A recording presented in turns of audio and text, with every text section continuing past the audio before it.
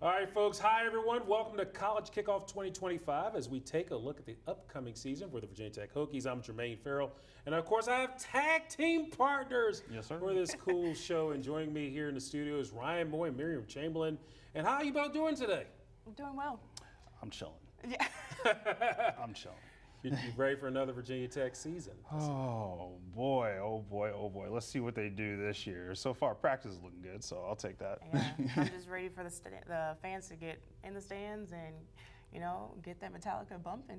There you go. Enter Sandman. Well, guys, before we talk about 2025, we need to take a look back at 2024 for the Virginia Tech Hokies. Now, the Hokies, they went last year 6-7 overall. They were 4-4 in the ACC. And now in 2024, 5 of the Hokies' 7 losses were by 7 points or less. Tech, they did lose in the Duke's Mayo Bowl to Minnesota 24-10. Now, Ryan, when you look back at 2024, what stood out to you about the Hokies last season? Well, I mean, of course, Kyron Drones not being there. That was a huge loss right there. But I will say, Pop Watson stepping up and doing what he was doing. That man is fast. He's quick. He's able to get the ball off. I actually can't wait to see what he does this year. I know he's a little bit of a backup as of right now because Kyron's back. But I am interested to see. If I'm not mistaken, they have 3 QBs, kind of ready to go on that one. So let's see what happens. I'm interested to see if Kyron can really put it together. We've seen what he's capable of doing. But full season of Kyron Drones, I'm here for that. Good deal. Now, Miriam, when you look at Virginia Tech Hokies, there's a change in attitude, especially the brotherhood that was built down there. Oh, yeah, of course. That's all of what they've been talking about this offseason and incoming season. Well, this season for the Hokies, Coach Pry applied pressure in making sure his players really got to know one another with a handful of newcomers, transfers, and coaches.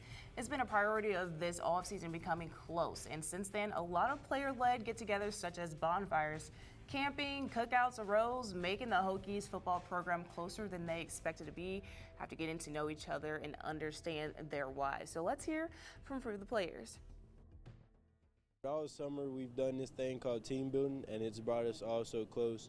You know, this is probably the closest I've felt with my teammates since my Little League team, and it's absolutely amazing. Really understand each other's stories and different things that we've been through, so we can, have a better understanding of each other and what our past brings to our present, and so we can, move forward together for our future. My why is just I'm really self-motivated, and then just my family, seeing how much they did for me to be in this position, for me to have these opportunities. Everybody want to win. That's my why. I know I want to win. Once you win, everything else will take care of itself.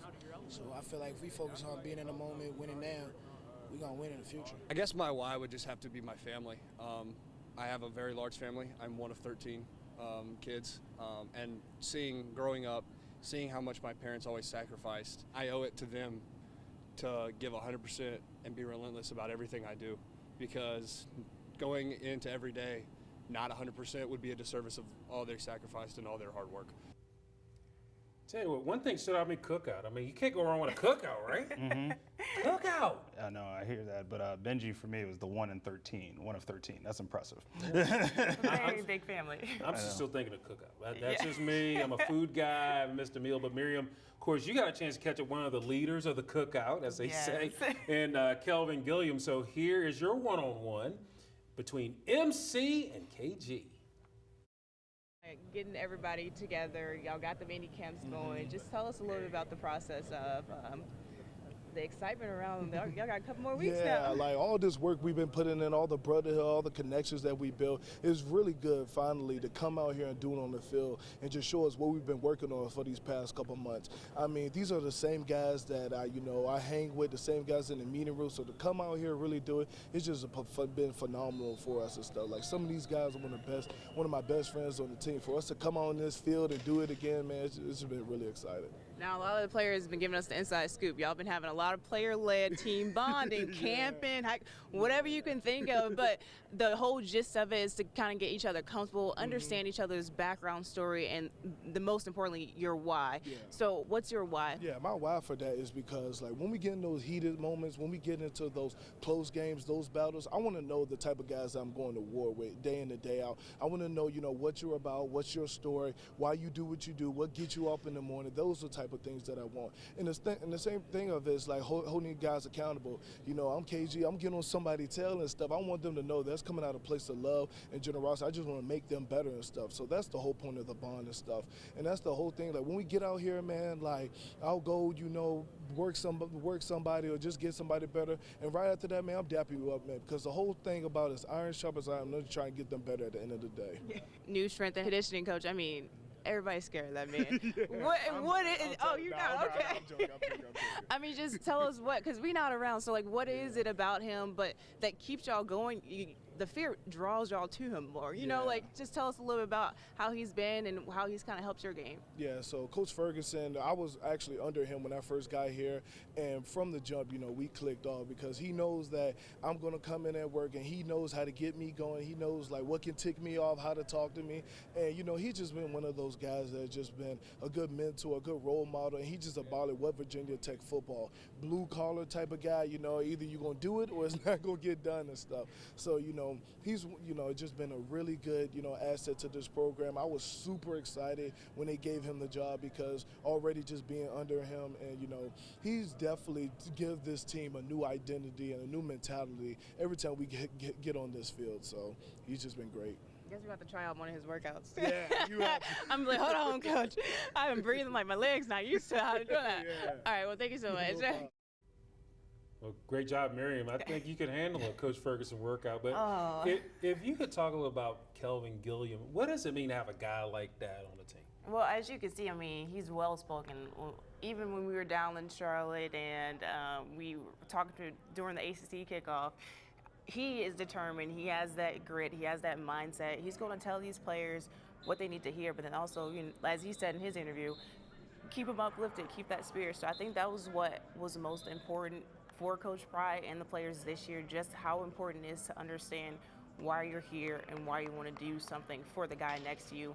In the heat of the moment, a ball overturn, an interception, anything could happen. So as long as they can keep their composure and have their back up, like, I got you, bro, chill out, relax, we're on to the next play. I think that's what's going to keep the momentum going this year for them, because last season you saw it was ups and downs, but that once that sideline doesn't kind of pick you back up or you kind of forget the next play, then that's where maybe you're going to keep pushing forward. So he's just, KG's, man, me and Ryan gave him a nickname. We call him Deke. He's the Deacon. So he know how to. Deacon Gilliam Jr. Yeah. That's what we're saying. I guess we're going to get the offering play out. You better pass it around. I'm like, amen, Deke. But yeah, no, KG, he definitely is one of those outspoken, and he knows how to keep everyone in line. And it's obviously more than that, but for other players, like, they look up and they have that type of relationship, and I think those cookouts and those bonding times, like, they really understand the value of being a Hokie. Get that team prayer going, Gilliam.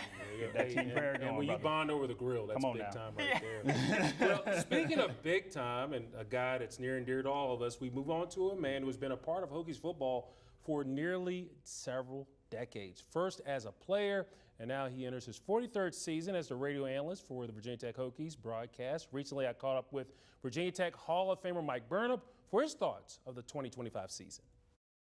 Well, Mike, first of all, thanks for your time. And obviously another football season, Virginia Tech football, north of 4 decades for you. Talk about what does this mean for you to get another season going with Virginia Tech? I'm excited about it. You know, Brent Pry's 4th year. I got a lot of new faces. With this transfer portal these days, you never know what you're going to get. So I'm excited about the talent that they have. Now, can they put it all together and kind of get over that hump? Last year, you know as well as I do, they had trouble finishing some games.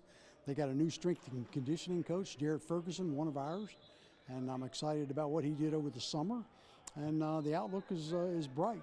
Schedule's tough, man. Those 2 openers, this is going to be tough. Home and away, South Carolina, Vanderbilt. But it's going to be fun. I think that's why kids go to Virginia Tech to play in those big games. You know, that first game is probably the one everybody talks about. I mean, Shane Beamer down at South Carolina, of course, going up against his alma mater. Of course, he coached here. He mentioned during SEC Media Days that he went up against places where he's been. But this is a little bit different. It's kind of interesting in that regard.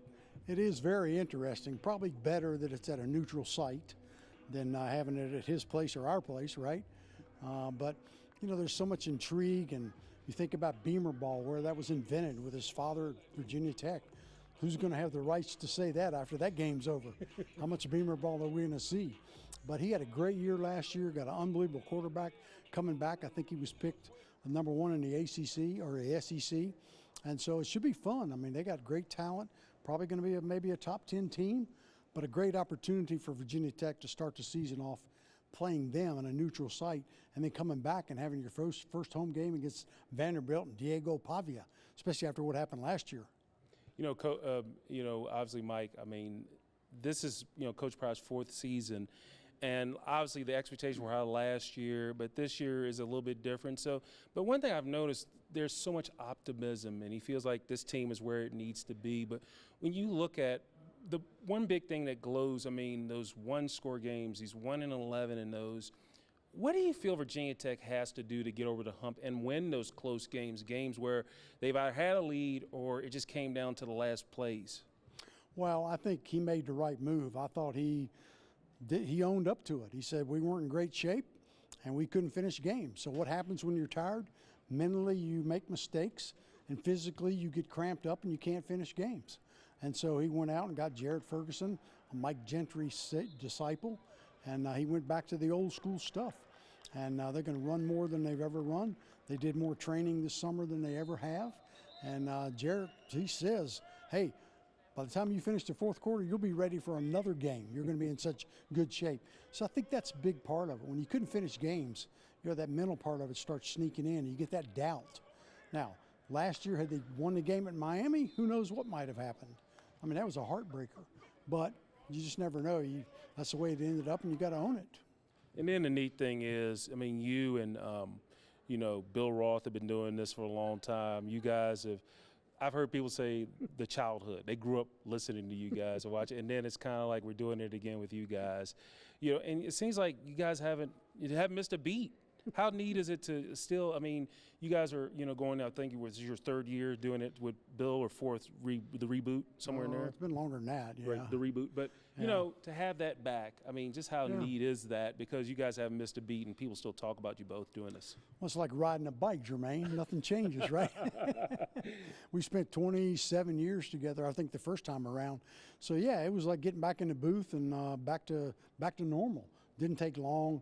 Love working with Bill. He's a true professional. We have a great time together. We take it serious, but we have fun with it as well. And it's funny how sometimes people don't remember some parts of the game, but they'll remember some of the funny stories we told. So that's kind of neat in itself. Yeah, and the things I look forward to is you talk about the food places, because I'll be looking for them wherever you guys go. Well, we have crushed a few buffets in our time, no doubt about it. And gosh, there have been some great ones, and looking forward to a great meal here tonight at the Hotel Roanoke, obviously. Good deal. And, of course, as we're recording this, you're at the Roanoke Valley Hokie Club and their annual tailgate tour, which is the 4th one in the series, 4 out of 4, where they go to Richmond, obviously the Tidewater area, Northern Virginia. And I'm not going to ask you for a Virginia Tech record, because I think it's kind of even premature to ask you that. But this is sort of a different take on the question. From your perspective, what do you feel is going to take for Virginia Tech to have the success that fans and everyone expects for them to have in 2025? The number one issue, got to keep Kyron Drones on his feet. That's number one. The offensive line is pretty well set. You got the transfers in from West Virginia. You lost everybody on that line, but they've retooled under Matt Moore. You got to keep Kyron healthy. I mean, we've seen what he's able to do when he's healthy, and when he's not, it's a different world out there. Now, the backup quarterback, Garrett Rangel from Oklahoma State, was a good player. They went through 3 quarterbacks last year, Jermaine. As you remember, the 3rd one started against UVA, Pop Watson, and they won the game.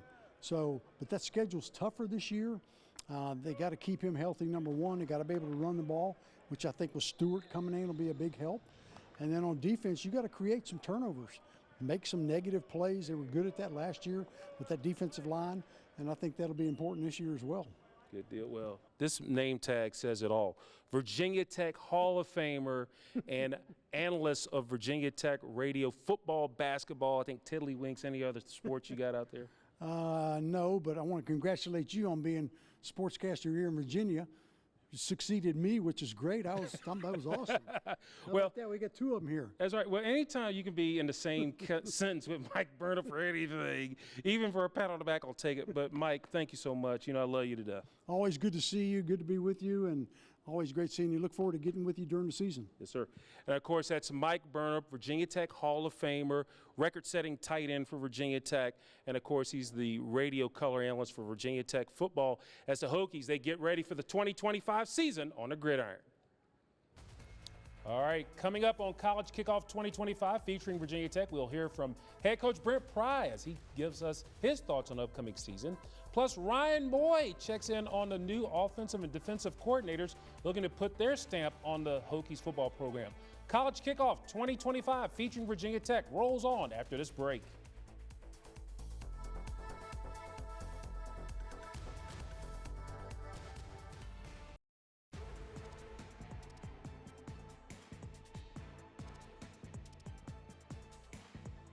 Well, Coach Pry, first of all, it's an honor to be with you today. You mentioned something before we started talking. I mean, now you're not going to have another day off for 3 months. Yeah. You mentioned something interesting about this year's team compared to the others. If you could just mention more about how different this team is compared to your previous teams. Yeah, I don't know. I would just say this. This group is player-led more so than any bunch we've had. They are – you can't work them enough.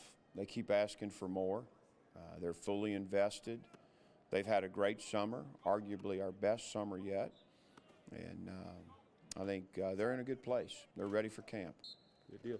Now, obviously, with camp comes a lot of expectations even with that. You talk about, you know, Jared Ferguson, the impact he's had. How big is it to make that change? Because that's one of the biggest things you talked about, just the strength and condition of your program. How do you feel about that decision now? Yeah, you know, one of the key components that where we fell short was, to me, was the mental and physical toughness of this team. And we need to be better. And when you look around, anybody that knows Coach Ferg knows he's both of those things. And we certainly made great strides there. He's done an unbelievable job. He and his staff have really led the type of offseason we needed to have. And then also, you know, we talk about talking season. This is kind of talking season. Yeah. This is kind of wraps it up. But when you look at this program, another thing you mentioned is just the fact you just want to get over hump and play, you know, complimentary football. I know you talk about that a lot. You know, what do you feel is going to take to play complimentary football? Because, you know, let's face facts. Obviously, that your record against close games hasn't been the greatest, but obviously you're taking steps to get there. But what else is going to take to get there? Yeah, I think it's about, again, it's about the mental and physical toughness of the team. It's making great decisions as a coaching staff. And then I really love what we've done with the offensive coordinator, the defensive coordinator. These guys are really good. They have good experiences. They're very smart. They're confident. I feel good about the direction that both sides of the ball are going. Now, we have to have a great camp. I just explained that to the coaches, the players. Like, we can feel really good about the progress we've made to this point. But camp is what sets you up to play well in that first game. And we fell short last year. We didn't play to our potential. So, you know, this is going to be a very important preseason camp. And then I got to ask, obviously the first game, big game. I mean, everybody's talking about it. It's kind of, you know, you got Shane Beamer, former Hokie, player, coach, and all that. You're going up against them down there in down in Atlanta. Just talk about just the magnitude of that game. It's going to be the only one that's going to be on Sunday afternoon. Yeah, it's a great opportunity for our team.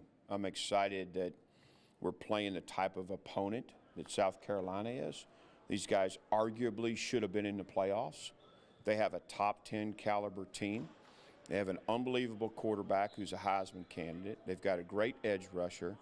They've been phenomenal on defense. They've got a lot of ingredients that would say they're a playoff team. So it's a big challenge for us, but we're excited about it. It's to play prime time, national TV in an NFL stadium. That's why these guys come to Virginia Tech, for opportunities like this.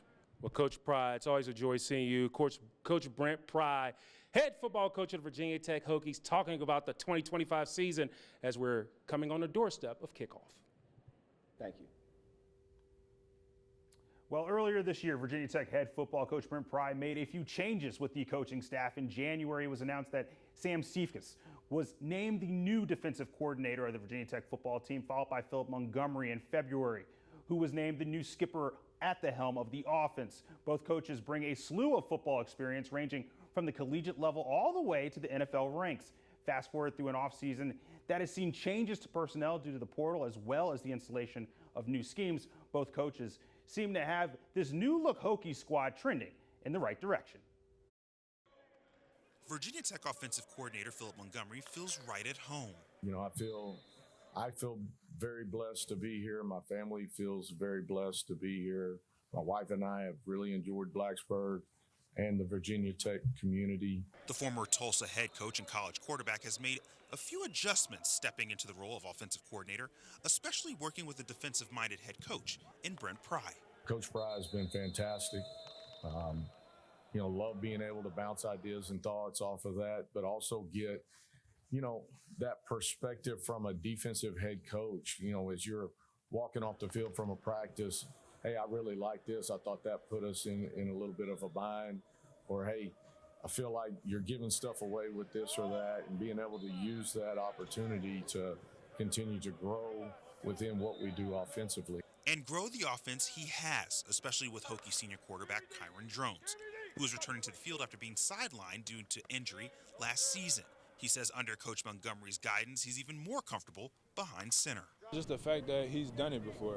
He's a QB-friendly guy. He's been a quarterback, so he knows the feeling of when a quarterback gets sacked 2 plays in a row, like you got that clock in your head, like you need to speed things up. So just me and him can piggyback ideas off each other, and then his offense just instills a lot of confidence in the guys. All I got to do is just get the ball to playmakers and let them go do what they do. On defense, coordinator Sam Siefkes brings a level of expertise. He spent 2 seasons as a linebackers coach with the Arizona Cardinals, along with a 2-year stint with the Vikings. For Siefkes, situational football is the name of the game this year for the Hokies. It's one of the first things we started to address. We understand the margin for victory is very slim, especially within this conference. You look at all the games that we had that were 1-score games last year. We want to make sure that we understand how to capitalize on those games. Back in 2024, 5 of the 7 Hokies losses were decided by a touchdown or less, including 2 overtime losses. And according to Coach Siefkes, the Hokies are already identifying moments of situational football playing out in practice. Sometimes the guys don't necessarily comprehend where those examples come from or how they're going to end up showing up. And we actually had a game that was when I was at Wofford, that it was the same exact thing that happened. The mistake happened. And I showed them and said, hey, look, we lost this game because of this situation. And what you're trying to put in perspective for the guys is you're understanding and learning from the past without having to relive it in the future. Armed with 2 new coordinators at the helm of the offense and defense, head coach Brent Pry and his Virginia Tech football team looks to find success during their 2025 campaign. Now, here's the upcoming schedule for the Hokies. They open up the season on Sunday, August 31st in Atlanta's Mercedes-Benz Stadium for the Aflac Kickoff Classic against Shane Beamer and the South Carolina Gamecocks. Then 3 straight home games at Lane Stadium, September 6th against Vanderbilt, September 13th against Old Dominion, and September 20th against Wofford. The next 4 games have Tech on the road, September 27th to Raleigh for NC State, then back home October 4th against Wake Forest. October 11th is a trip back to Atlanta to play Georgia Tech. Next, an open week before the Friday night home game, October 24th against Cal. The final 4 games have Tech at home November 1st against Louisville. Then an open week, November 15th, has a trip to Tallahassee to play Florida State. Then the home finale, November 22nd against Miami, and they wrap up the regular season with the Commonwealth Clash in Charlottesville against Virginia. So we have a couple minutes left. So guys, your thoughts finally about the season ahead. With ladies first, go with Miriam. I'm gonna keep it short. I'm excited to see what this brotherhood and what this bond is going to look out on the field and when it comes game time. I know they're all excited and they're all happy, so hopefully we're going to have a good year this year. So I'm keeping my eyes and ears open, and I'll have that viewfinder open too. There you go. Well, you know me, I was in that press conference about the conditioning. Yes. So I want to see if Coach Jared Ferguson, who we were talking about this, he could probably run through some people right now. You need to go pat him up. Just saying. But I want to see how that pans out, and everyone speaks so highly of him, and I know a lot of them are sometimes worried about what he's going to throw, but they welcome that. They welcome that in the weight room. So I want to see how that's going to work out. And I heard some stories about Mike Gentry. So if he's a disciple of Mike Gentry. So if you're getting that type of coaching, and Jared Ferguson, like I said, he's chiseled. So you know, and I've even heard stories like even from Mike Burnop. He talked about how you're going to be so worn out, you can still play another game. And it just seems like that's that added boost. That's what separates the good teams from the great teams. The strength and conditioning. I remember Coach Beamer talking about that. If you have a great strength and conditioning coach, could make a whole lot of difference when you're in that fourth quarter and you're trying to gut it all out. So, guys, College Kickoff 2025, we're putting a wrap on it, featuring Virginia Tech. So, for Ryan Moye, the man 100 grand, and MC Miriam Chamberlain, smiles, everyone, smiles. I'm Jermaine Ferrell. We hope you have a wonderful and great day with College Kickoff 2025, featuring Virginia Tech.